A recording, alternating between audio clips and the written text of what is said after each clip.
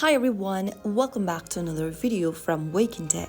In this tutorial, we are going to be learning how you can change your username in Reado application.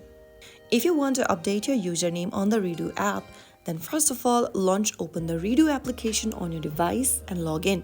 After you're logged into your account, tap on the profile button at the bottom right hand corner.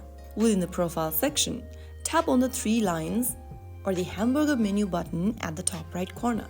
In the pop-up at the bottom, click on Edit Profile.